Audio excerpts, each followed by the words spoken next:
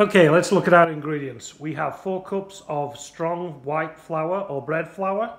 We have 1 teaspoon of salt, fine salt, your choice. We have 1 teaspoon of active dry yeast. I use the Red Star brand, but you can use whatever you want. And we've also got 17 ounces of room temperature water from the faucet. So first what we're going to do is we're going to mix all our dry ingredients. I'm going to add my salt. I'm going to add my yeast, and I'm going to mix together everything so it's well combined. It's important that you give it a bit of time and make sure you've well combined it. Okay. Now it's all well combined. We're going to add our water, and all we're going to do is just mix it together.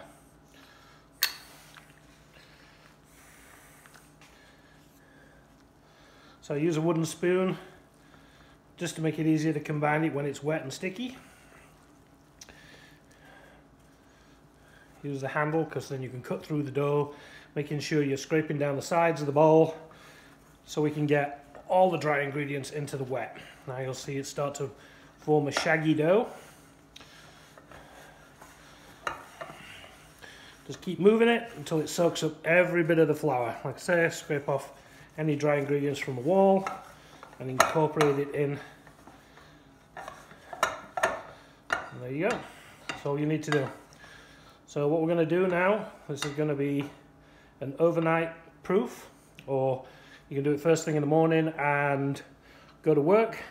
What we're going to do is cover this in a cling wrap, put it in a warm, dry place. I use my microwave because there's no drafts in there. And then when I come back from work this afternoon, after a good 8 to 9 hours, we'll take it up from there. So I'm back home from work and I've taken out my dough from the microwave. I covered it with this tea towel, and as you can see, remove the cellophane. You can see the dough has risen, it's all puffed up, doubled inside, and what we're going to do is we're going to turn it out, and what we're going to do is put it inside our baking vessel. Now this is my Pullman tin. It is 13 inches length, 4 inches by 4 inches. This size dough should fit this quite nicely. Has a lid. Take a little bit of flour, and we're going to turn out this dough.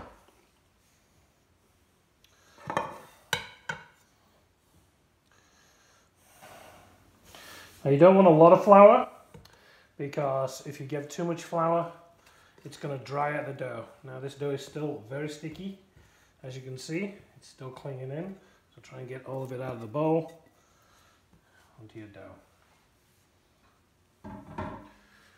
Floured hands, and let's start bringing it together. So what I'm going to do now is actually shape this so it'll fit in the tin. So just turning it in on itself and shaping it so it's in a rough shape of the tin. I'm going to bring the tin in and we're going to drop it right in. Push it down, push it into the corners. As you can see, fits nicely, about 1 inch above the base. What we're going to do now is put it back in the microwave with the tea towel covering it, and we're going to let it sit for another hour and a half until it's ready to go into the oven. So the bread's been sat in my microwave with a tea towel over it and the lid on for a good hour and 15 minutes. Now normally I don't touch the lid, and what I'll do is put it in a preheated oven at 450 degrees for 30 minutes, but I'm gonna just lift the lid slowly so I can show you. So as you can see, it's risen. It's actually touching the top of the lid, and that's one of the reasons I don't open it up. So I'm going to gently put that back, and we're going to put it in a 450-degree oven, 30 minutes, and we'll come back and see what it looks like. So the bread has been in the oven now for about 30 minutes with the lid on.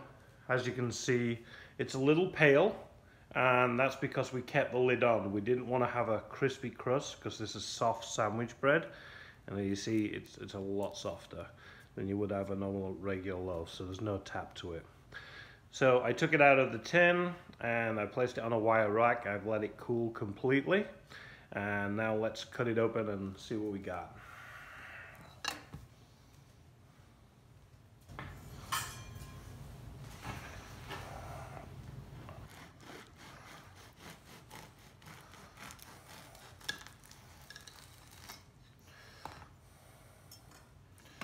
Okay, as you can see, you've got a really nice soft crust.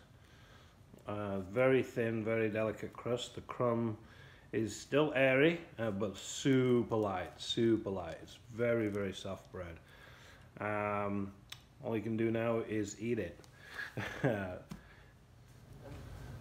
Another piece of equipment I use is this. This is the Lock and Lock airtight snap container. There's a link in the description below, and it's perfectly sized for that Pullman tin I was using for this size bread. So if you've got any questions, please leave me a comment. Enjoy.